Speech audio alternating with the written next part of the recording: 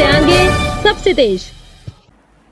नमस्कार, MPLTV में आपका स्वागत है और मैं हूं आपके साथ अनुपमा खोपरे और बढ़ते हैं खास खबर की ओर।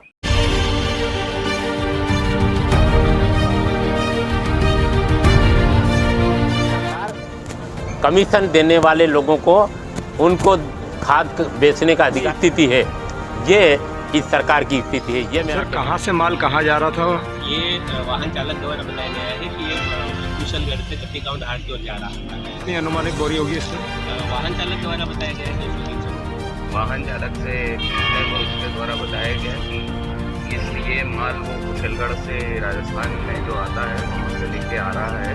तो ब्लैक मेल कालाबाजारी दे देते हैं, किसानों को भी न देते हुए सीधी गाड़ियाँ कालाबाजारी में बेचते हैं। राजस्थान से अवैध तरीके से यूरिया खाद के ट्रक को किसानों ने धर दबोचा। इन दिनों झाबुआ जिले में यूरिया खाद की कालाबाजारी को लेकर झाबुआ जिला चर्चा में रहा है। रबी की फसल अधिकतर किसानों को यूरिया खाद की जरूरत होती है। सरकार लाख दावे करे, लेकिन झाबुआ जिले में खाद की कालाबाजारी को लेकर आए दिन किसानों से व्यापारियों के द्वारा लूटमार की जा रही है। वहीं पूर्व में भी किसानों ने जिला सरकार, राजनीति, जनप्रतिनिधियों को अवगत कराया गया था। जिले के अधिकारियों ने कहा था कि झाबुआ जिले में खाद की पर्याप्त मात्रा उपलब्ध है और यहां कोई भी कालाबाजारी नहीं हो रही। आए दिन किसानों के साथ यूरिया खाद के दामों को लेकर आदिवासी किसान ठगा जा रहा है। ऐसा ही एक मामला आज थानला तहसील मुख्यालय पर देखने को मिला, जो कि एक ट्रक राजस्थान के कुशलगढ़ से मध्य प्रदेश की सीमा में थानला में पाया। किसानों ने जब देखा कि यूरिया खाद का ट्रक है, आदिवासी किसानों ने तुरंत यूरिया खाद के ट्रक को पकड़ा। थानला तहसीलदार शक्ति सिंह चौहान, नायब तहसीलदार कृषि विभाग को मौके पर बुलाकर तहसील मुख्यालय के अधिकारी ट्रक की जांच पड़ताल कर रहे हैं। ट्रक कहां से आया है, कहां जा रहा है, इसके बाद कार्रवाई की। इसको बाईपास पे खड़ा करवाया गया था। पश्चात हम लोग पहुँचे हैं और इसको थाने में लाके खड़ा किया है। वाहन चालक से पूछने को उसके द्वारा बताया गया कि ये माल वो कुशलगढ़ से राजस्थान में जो आता है वहाँ से लेके आ रहा है और दत्ती गांव जा रहा था। इसके द्वारा बताया गया कि ये दत्ती गांव के किसानों का माल इसमें है। 15 किसान उसके द्वारा बताए गए हैं। अब इसकी जांच के लिए संबंधित विभाग के SDO साहब को बुला लिया गया है। इनके वरिष्ठ भी आ रहे हैं, जिसमें जाँच की जा रही है और जाँच होने के बाद में अगर यह अवैधानिक होगा तो इसके खिलाफ कानूनी कार्रवाई की जाएगी। उधर थानला विधानसभा क्षेत्र के विधायक वीर सिंह भूरिया ने भी केंद्र व राज्य सरकार को आड़े हाथों लेते हुए कहा कि यूरिया की कालाबाजारी हो रही है। किसानों को पर्याप्त मात्रा में यूरिया खाद नहीं मिल रहा है।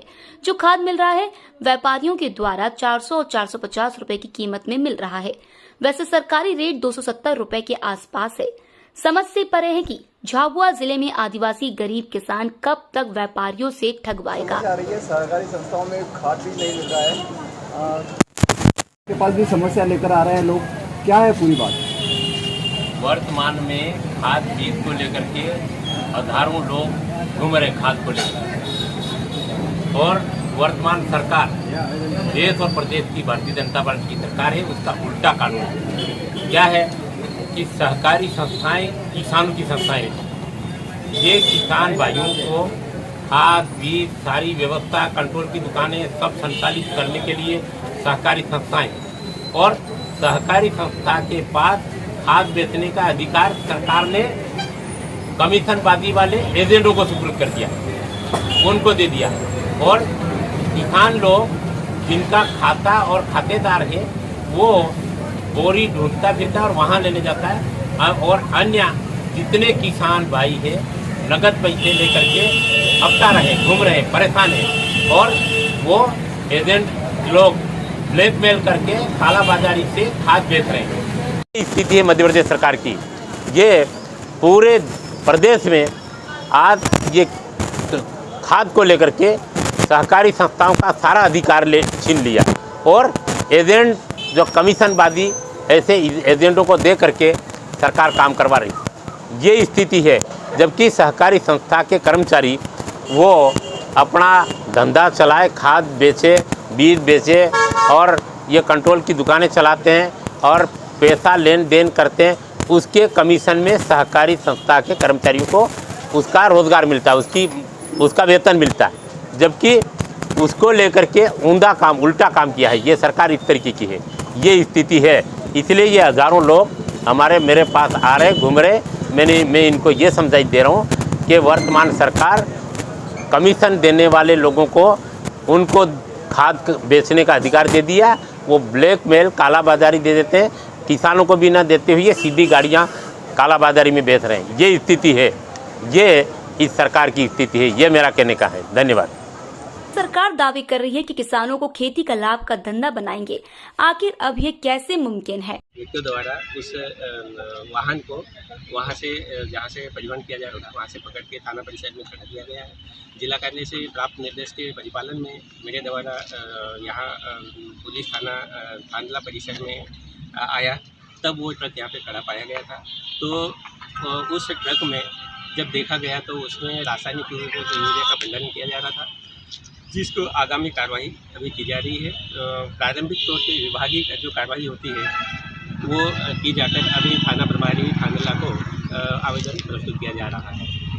सर आगे क्या अन्य राज्य से मध्य प्रदेश में आ सकता है क्या? जैसे मैंने आपको पूर्व में बताया कि ये फर्टिलाइजर मूवमेंट कंट्रोल आर्डर 1973 के प्रावधानों के निहित प्रावधानों के तहत नहीं होने से अब आगे वो यहाँ सेल करने की अनुमति प्राधिकरण के अधिकारी को है या नहीं है, ये कार्रवाई के बाद पता चलेगा।